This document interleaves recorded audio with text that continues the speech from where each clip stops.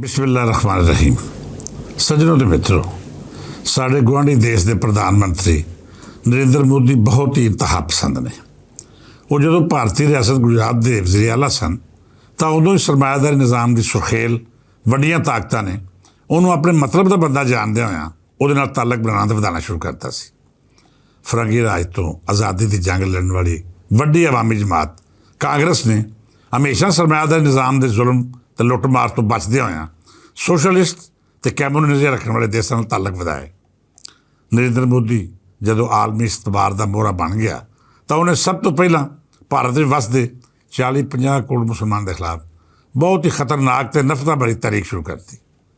ਉਹਦੀ ਪਾਰਟੀ ਵੱਲੋਂ ਹੀ ਮੁਸਲਮਾਨਾਂ ਉੱਤੇ ਪਾਬੰਦੀ ਲਾਉਣ ਦੇ ਨਾਲ ਨਾਲ ਇਹ ਮੰਗ ਵੀ ਕੀਤੀ ਜਾਂਦੀ ਰਹੀ ਕਿ ਮੁਸਲਮਾਨਾਂ ਜੇ ਇੰਡੀਆ 'ਚ ਰਹਿਣਾ ਤਾਂ ਉਹ ਆਪਣਾ ਦੀਨ ਧਰਮ ਛੱਡ ਕੇ ਹਿੰਦੂ ਹੋ ਜਾਣ। ਮੋਦੀ ਦੀ ਇਸ ਤਹਿਰੀਕ ਵਿੱਚ ਗੁਜਰਾਤ ਤੇ ਆਲੇ ਦੁਆਲੇ ਦੇ ਇਲਾਕੇ ਵਿੱਚ ਹਿੰਦੂਆਂ ਵੱਲੋਂ ਮੁਸਲਮਾਨਾਂ 'ਤੇ ਹਮਲੇ ਵੀ ਸ਼ੁਰੂ ਕੀਤੇ ਗਏ। ਸਦੀਆਂ ਪੁਰਾਣੀ ਬਾਬਰੀ ਮਸਜਿਦ ਨੂੰ ਮੋਦੀ ਦੀ ਫੈਲਾਈ ਹੋਈ ਨਫ਼ਰਤ ਭਰੀ ਇਸੇ ਤਹਿਰੀਕ ਦੇ ਦੌਰਾਨ ਸ਼ਹੀਦ ਕਰਤਾ ਗਿਆ ਅਤੇ ਉੱਥੇ ਰਾਮ ਮੰਦਰ ਉਸਾਰਨ ਦੇ ਐਲਾਨ ਕੀਤੇ ਗਏ। ਮਿੱਤਰ ਪਿਆਰਿਓ, ਬੈਰੂਨੀ ਤਾਕਤਾਂ ਵੱਲੋਂ ਮਿਲਣ ਵਾਲੇ ਟਾਸਕ ਨੂੰ ਪੂਰਾ ਕਰਦਿਆਂ ਮੋਦੀ ਨੇ ਇੰਡੀਆ ਵਿੱਚ ਵਸਦੇ ਮੁਸਲਮਾਨਾਂ ਹੀ ਨਹੀਂ ਬਲਕਿ ਸਿੱਖਾਂ, ਈਸਾਈਆਂ ਤੇ ਹੋਰ ਅਕਲੀਤਾਂ ਦਾ ਜੀਣਾ ਵੀ 2 ਵਾਰ ਕਰਤਾ। ਰੋਜ਼ ਦਿਹਾੜੀ ਕੋਈ ਮਸਜਿਦ, ਕੋਈ ਚਰਚ, ਕੋਈ ਗੁਰਦੁਆਰਾ ਹਿੰਦੂ ਜੁਨੀਆਂ ਦੀ ਨਫ਼ਰਤ ਤੇ ਅਤਗਰਦੀ ਦਾ ਨਿਸ਼ਾਨਾ ਬਣਦਾ ਰਿਹਾ।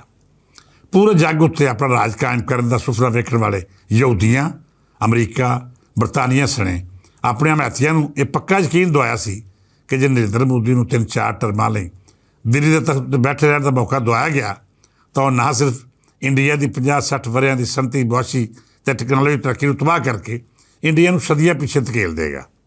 ਇਹਨਾਂ ਬੈਰੂਨੀ ਤਾਕਤਾਂ ਨੇ ਮੋਦੀ ਨੂੰ ਆਪਣਾ ਮੋਹਰਾ ਬਣਾ ਕੇ ਪਾਕਿਸਤਾਨ, ਬੰਗਲਾਦੇਸ਼, ਚੀਨ, ਰੂਸ ਅਤੇ ਕਈ ਹੋਰ ਗੁਆਂਢੀਆਂ ਦੇਸ਼ਾਂ ਦੇ ਖਿਲਾਫ ਹੀ ਵਰਤਿਆ। ਮੋਦੀ ਵੱਲੋਂ ਹੁਣ ਤੀਕ ਸਿਆਸੀ, ਸਮਾਜੀ ਅਤੇ ਇਕਤਸਾਦੀ ਸ਼ੁਬਿਆਂ ਵਿੱਚ ਜਿੰਨੇ ਵੀ ਕਦਮ ਚੁੱਕੇ ਗਏ ਉਹ ਤੇਜ਼ੀ ਨਾਲ ਤਰੱਕੀ ਕਰਦੇ ਇੰਡੀਆ ਨੂੰ ਪੁੱਠੇ ਰਸਤੇ ਉੱਤੇ ਪਾ ਕੇ ਫਿਰ ਗੁਰਬਤ ਦੀ ਲਕੀਰ ਵੱਲ ਲੈ ਕੇ ਜਾ ਰਹੇ ਨੇ। ਮਿੱਤਰ ਪਿਆਰਿਓ, ਇੰਦਰਾ ਗਾਂਧੀ ਦੇ ਦੌਰ ਵਿੱਚ ਹੋਣ ਵਾਲੇ ਜ਼ੁਲਮਾਂ ਉੱਤੇ ਗੋਲਡਨ ਟੈਂਪਲ ਆਪਰੇਸ਼ਨ ਤੋਂ ਬਾਅਦ ਖਾਲਸਾ ਕੌਮ ਕਾਂਗਰਸ ਨਾਲ ਬਹੁਤ ਹੀ ਨਾਰਾਜ਼ ਸੀ।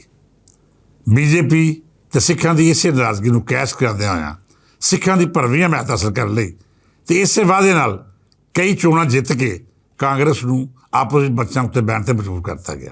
ਸਿੱਖ ਬਰਾਦਰੀ ਨੂੰ ਉਦੋਂ ਇਸ ਗੱਲ ਦਾ ਜ਼ਰਾ ਵੀ ਸ਼ੱਕੋ ਸ਼ੁਬਾ ਨਹੀਂ ਸੀ ਕਿ ਮੋਦੀ ਤਾਂ ਸੈਕੂਲਰ ਜ਼ੇਨ ਦਾ ਮਾਲਕ ਵੀ ਨਹੀਂ, ਉਹ ਤਾਂ ਇਸ ਹੱਦ ਤੱਕ ਹਿੰਦੂਆਤਾਂ ਦੇ ਰੰਗ ਵਿੱਚ ਰੰਗਿਆ ਹੋਇਆ ਜਾਂ ਅਖੰਡ ਭਾਰਤ ਦਾ ਸੁਪਨਾ ਪੂਰਾ ਕਰਨ ਲਈ ਕਿਸੇ ਵੀ ਹੱਦ ਤੱਕ ਗਿਰ ਜਾਣ ਦੀ ਸੋਚ ਰੱਖਣ ਵਾਲਾ ਇੰਤਹਾ ਪਸੰਦੀ ਹੈ। ਮਿੱਤਰ ਪਿਆਰਿਓ, ਇਹ ਹਕੀਕਤ ਉਦੋਂ ਖੁੱਲ੍ਹ ਕੇ ਸਾਹਮਣੇ ਆ ਗਈ ਜਦੋਂ ਮੋਦੀ ਦੂਜੀ ਵਾਰ ਚੋਣਾਂ ਜਿੱਤ ਕੇ ਭਾਰਤ ਦਾ ਪ੍ਰਧਾਨ ਮੰਤਰੀ ਬਣਿਆ। ਮੋਦੀ ਨੇ ਮੁਸਲਮਾਨਾਂ ਨਹੀਂ ਸਿੱਖਾਂ ਨੂੰ ਵੀ ਤੰਗ ਕਰਨਾ ਅਤੇ ਕੰਧ ਨਾਲ ਲਾਉਣਾ ਸ਼ੁਰੂ ਕਰਤਾ। ਹੁਣ ਤਾਂ ਮੋਦੀ ਬਿਲਕੁਲ ਚਿੱਟੀ ਨੰਗੀ ਇੰਤਹਾ ਪਸੰਦ ਦੇ ਉਤਰ ਆਇਆ ਹੈ। ਉਹਨੂੰ ਕਈ ਵਾਰੀ ਖਾਜਾ ਮੌਜੂਦੀਨ ਚਿਸ਼ਤੀ ਰਹਿਮਤੁল্ਲਾਹ ਅਲੈਹ, ਸਾਬਰ ਪੀਆ ਆਫ ਕਰਿਆਰ ਸ਼ਰੀਫ ਅਤੇ ਹੋਰ ਰੂਹਾਨੀ ਮਰਾਕਜ਼ ਉੱਤੇ ਹਰ ਵਰ੍ਹੇ ਬਾਕਾਇਦਗੀ ਨਾਲ ਹਾਜ਼ਰੀ ਦੇਣ ਲਈ ਜਾਣ ਵਾਲੇ ਪਾਕਿਸਤਾਨੀ ਜ਼ਾਇਰੀਨ ਨੂੰ ਵੀਜ਼ੇ ਦੇਣ ਤੋਂ ਇਨਕਾਰ ਕਰਤਾ ਹੈ। ਬਲਕਿ ਕਈ ਸਿੱਖਾਂ ਨੂੰ ਵੀ ਆਪਣੇ ਮਜ਼ਹਬੀ ਤਿਉਹਾਰਾਂ, ਮੁਕੱਦਸ ਤਿਉਹਾਰਾਂ ਅਤੇ ਬਾਬਾ ਜੀ ਗੁਰੂ ਨਾਨਕ ਹੋਰਾਂ ਦੇ ਜਨਮ ਭੂਮੀ ਕਰਤਾਰਪੁਰ, ਨਨਕਾਣਾ ਸਾਹਿਬ ਅਤੇ ਹੋਰ ਥਾਵਾਂ ਉੱਤੇ ਪਾਕਿਸਤਾਨ ਆਉਣ ਦੀ ਇਜਾਜ਼ਤ ਬਿਲਕੁਲ ਨਹੀਂ ਦਿੱਤੀ ਜਾ ਰਹੀ। ਪਿਛਲੇ ਦਿਹਾੜਿਆਂ ਵਿੱਚ ਕਰਤਾਰਪੁਰ ਬਾਬਾ ਗੁਰੂ ਨਾਨਕ ਹੋਰਾਂ ਦੀ ਬਰਸੀ ਦੀ ਤਕਰੀਬਾਤ ਵਿੱਚ ਹਾਜ਼ਰੀ ਲਈ ਪੂਰੇ ਜੱਗ ਤੋਂ ਸਿੱਖ ਯਾਤਰੀ ਪਾਕਿਸਤਾਨ ਆਪਣੇ, ਪਰ ਭਾਰਤ ਵਾਸਤੇ ਸਿੱਖਾਂ ਨੂੰ ਪਾਕਿਸਤਾਨ ਆਉਣ ਦੀ ਇਜਾਜ਼ਤ ਨਹੀਂ ਦਿੱਤੀ ਗਈ। ਮਿੱਤਰ ਪਿਆਰਿਓ, ਇੱਕ ਮੁੱਦਤ ਤੋਂ ਹਰ ਵਰ੍ਹੇ ਅਤੇ ਹਰ ਯਾਦਗਾਰੀ ਮੌਕੇ 'ਤੇ ਸਿੱਖ ਯਾਤਰੀਆਂ ਦੀ ਪਾਕਿਸਤਾਨ ਆਮਦ ਇੱਕ ਮਾਮੂਲ ਸੀ। ਨਰਿੰਦਰ ਮੋਦੀ ਦੇ ਜਨੂਨੀ ਇੰਤਹਾ ਪਸੰਦ ਨੇ ਸਿੱਖ ਕੌਮ ਤੋਂ ਉਹਨਾਂ ਦਾ ਦੀਨੀ, ਮਜ਼ਹਬੀ ਅਤੇ ਰੂਹਾਨੀ ਹੱਕ ਵੀ ਖੋਹ ਲਿਆ ਹੈ। ਮੋਦੀ ਦੀਆਂ ਇਹ ਹਰਕਤਾਂ ਇਸ ਗੱਲ ਦਾ ਸਾਫ਼-ਸਾਫ਼ ਪਤਾ ਦੱਸ ਰਹੀਆਂ ਨੇ ਕਿ ਜੇ ਉਹ ਕੁਝ ਅਰਸਾ ਹੋਰ ਇਕਤਦਾਰ ਵਿੱਚ ਰਿਹਾ ਤਾਂ ਆਪਣੀਆਂ ਬੇਤੁਕੀਆਂ ਜਨੂਨੀ ਪਾਲਿਸੀਆਂ ਰਾਹੀਂ ਇੰਡੀਆ ਨੂੰ ਇੱਕ ਵਾਰੀ ਫਿਰ ਗਾਰਾਂ ਦੇ ਪੱਥਰਾਂ ਦੇ ਦੌਰ 'ਚ ਲੈ ਜਾਏਗਾ। ਨਰਿੰਦਰ ਮੋਦੀ ਜੀ ਵਿਦੇਸ਼ੀ ਕਠਪੁਤਲੀ ਦੀ ਮੌਜੂਦਗੀ ਇਸ ਕਿੱਤੇ ਲਈ ਨਹੀਂ ਪੂਰੇ ਜੱਗ ਦੇ ਅਮਨ ਲਈ ਬਹੁਤ ਵੱਡਾ ਖਤਰਾ ਬਣਦੀ ਜਾ ਰਹੀ ਹੈ। ਉਹ ਭਾਰਤ ਦੇਸ਼ ਨੂੰ ਇੰਤਹਾ ਪਸੰਦ ਦੀ ਅਜਿਹੀ ਰਾਹ 'ਤੇ ਤੋੜਨਾ ਚਾਹ ਰਿਹਾ ਹੈ ਜਿੱਥੋਂ ਵਾਪਸੀ ਦਾ ਕੋਈ ਰਸਤਾ ਹੀ ਨਾ ਬਚੇ ਅਤੇ ਉਹਦਾ ਹਰ ਅਗਲਾ ਕਦਮ ਤਬਾਹੀ ਵੱਲ ਲੈ ਕੇ ਜਾ ਰਿਹਾ ਹੈ। ਨਰਿੰਦਰ ਮੋਦੀ ਇਸਰਾਈਲ, ਅਮਰੀਕਾ ਅਤੇ ਅਜਿਹੀਆਂ ਹੋਰ ਤਾਕਤਾਂ ਦਾ ਪੱਠਾ ਬਣ ਕੇ ਗੁਆਂਢੀਆਂ ਅਤੇ ਆਲੇ ਦੁਆਲੇ ਦੇ ਦੇਸ਼ਾਂ ਨੂੰ ਤੰਗ ਨਹੀਂ ਕਰ ਰਿਹਾ ਬਲਕਿ ਉਸ ਭਾਰਤ ਦੇਸ਼ ਦੇ ਵਾਸੀਆਂ ਦਾ ਵੀ ਆਉਣ ਵਾਲਾ ਕੱਲ੍ਹ ਹਨੇਰਾ ਕਰ ਰਿਹਾ ਹੈ ਜਿਨ੍ਹਾਂ ਉਹਨੂੰ ਵੋਟਾਂ ਰਾਹੀਂ ਤੀਜੀ ਵਾਰ ਦਿੱਲੀ ਦੇ ਤਖ਼ਤ ਉੱਤੇ ਬਹਿਣ ਯੋਗ ਕੀਤਾ। ਸੋਹਣੇ ਸੱਜਣੋ ਅਤੇ ਮਿੱਤਰੋ, ਪਾਕ ਫੌਜ ਮੋਦੀ ਦੀ ਅਸਲੀਅਤ ਅਤੇ ਉਹਦੇ ਭੈੜੇ ਇਰਾਦਿਆਂ ਤੋਂ ਪੂਰੀ ਤਰ੍ਹਾਂ ਜਾਣਕਾਰੀ ਰੱਖਦੀ ਹੈ। ਇਸੇ ਲਈ ਪਾਕਿਸਤਾਨ ਨੂੰ ਵੱਡਾ ਨੁਕਸਾਨ ਪਹੁੰਚਾਉਣ ਲਈ ਬੈਰੂਨੀ ਤਾਕਤਾਂ ਨਾਲ ਰਲ ਕੇ ਕੀਤੇ ਗਿਆ ਮੋਦੀ ਦੇ ਵੱਡੇ ਵਾਰ ਆਪਰੇਸ਼ਨ ਸੰਦੂਰ ਨੂੰ ਭਰਵੇਂ ਤਰੀਕੇ ਨਾਲ ਇੰਝ ਨਾਕਾਮ ਕੀਤਾ ਕਿ ਹਿੰਦੂ ਬਣੀਆਂ ਦੀਆਂ ਚੀਕਾਂ ਪੂਰੇ ਜੱਗ ਤੇ ਸੁਣੀਆਂ ਗਈਆਂ ਤੇ ਫਿਰ ਉਹ ਟਰੰਪ ਦਾ ਤਰਲਾ ਮਿੰਟ ਕਰਕੇ ਜੰਗਬੰਦੀ ਕਰਾਉਣ ਤੇ ਹੋਰ ਜ਼ਿਲ੍ਹੇ ਹਰਾਉਣ ਤੋਂ ਬਚ ਗਿਆ। ਸਾਨੂੰ ਹਰ ਵੇਲੇ ਮੋਦੀ ਜਿਹਾ ਮੱਕਾਰ ਇਨਸਾਫ ਪਸੰਦ ਵੱਲੋਂ ਹੁਸ਼ਿਆਰ ਤੇ ਹਰ ਹੋਣੀ ਅਨਹੋਣੀ ਨਾਲ ਨਿਭਣ ਲਈ ਪੂਰੀ ਤਰ੍ਹਾਂ ਤਿਆਰ ਰਹਿਣ ਦੀ ਲੋੜ ਹੈ।